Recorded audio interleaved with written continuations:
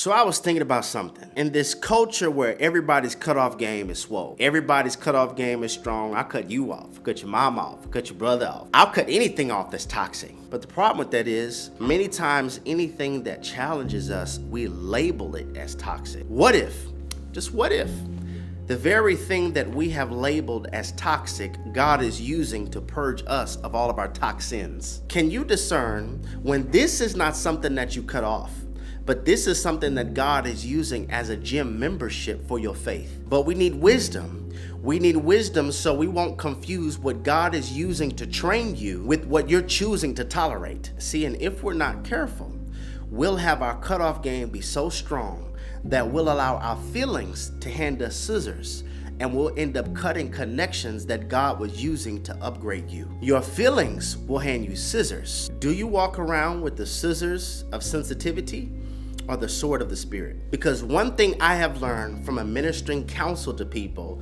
is a lot of times we walk around with mental templates and mental ideas.